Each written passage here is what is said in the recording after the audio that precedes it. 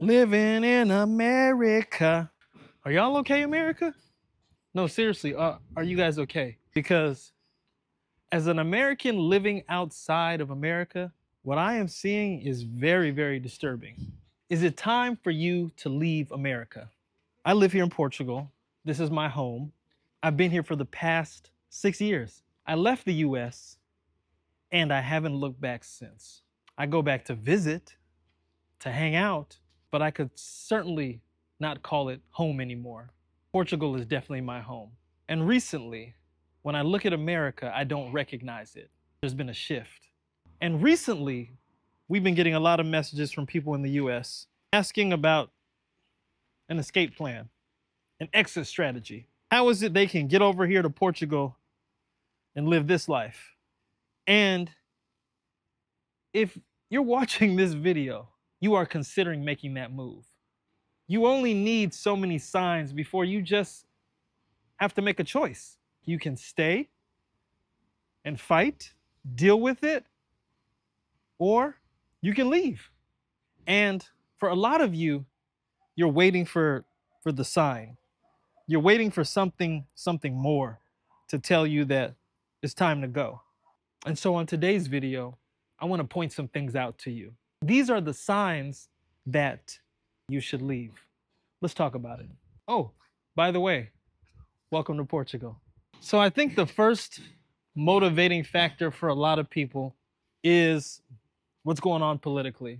You feel ignored, you feel attacked, and more than likely you are being ignored and you are being attacked. It's the reality. But if you're exhausted, this may be the sign. At what point do you say, enough is enough? It's like anyone that's in a relationship and they're trying to communicate with their partner and both people think they're 100% right. At a certain point, that couple separates with something called irreconcilable differences. Are you at that point? That's the first sign. The next thing is economics.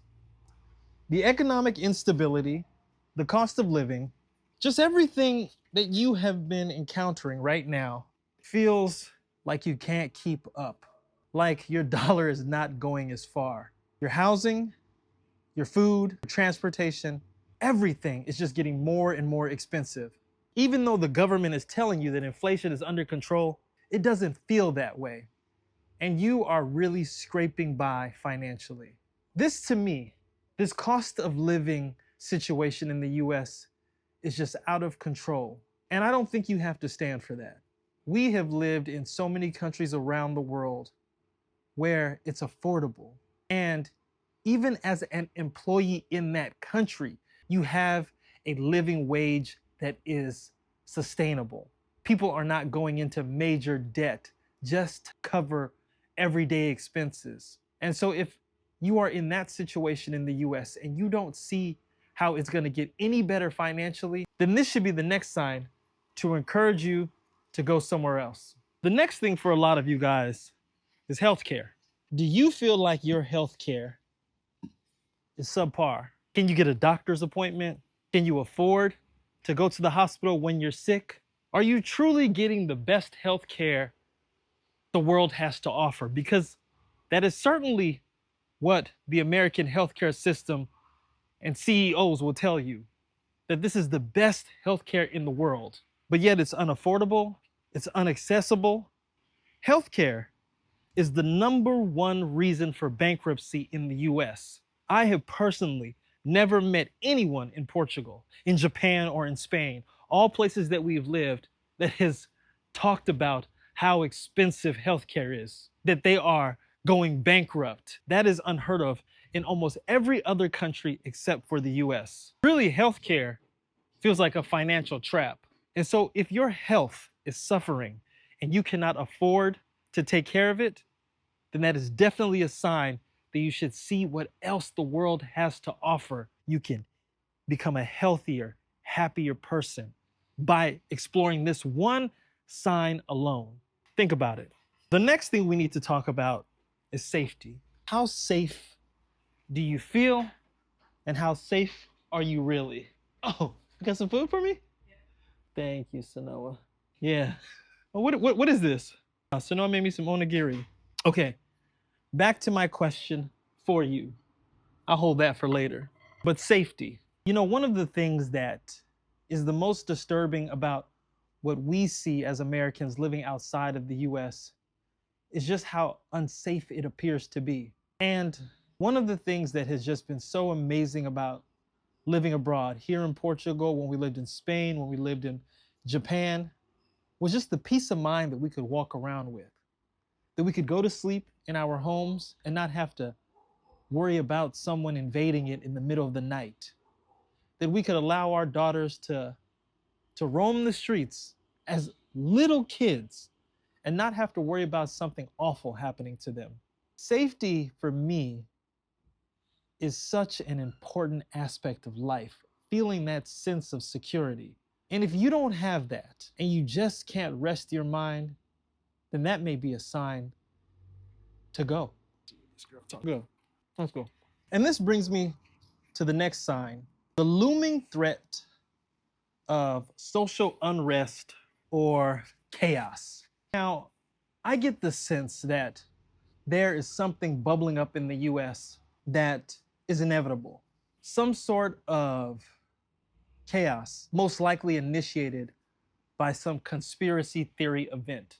I mean, the FBI has warned of domestic terrorism threats, but political leaders remain divided on addressing them. And so, if the leadership is not willing to acknowledge that this is a serious problem, then how can it be solved? And why should it be up to you to leave yourself vulnerable to that situation? But let's talk about personal freedom and civil rights. The decline of personal freedom and civil rights should be something that concerns you. If you feel like you don't have a voice, that people aren't acknowledging your differences, then this is a very, very dangerous situation.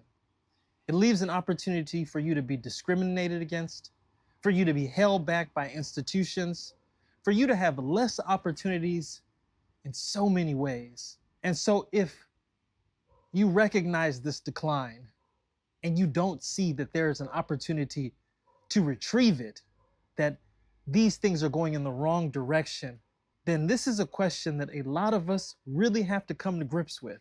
And finally, does the US still feel like the land of opportunity? Is it still one of those places where dreams can come true? Is there optimism that if you do everything right, you will succeed? That's a question that I think is debatable right now.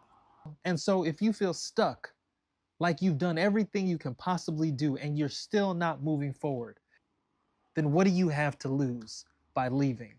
So that's it. I think you have heard it all. You have all the information you need, and it's really up to you to take action. And so I hope this video has given you guys food for thought on your journey. And I'll say that as an American living abroad, I care a lot about America and I care a lot about all of the people that are there. And I'm sending my love because right now, you guys need it.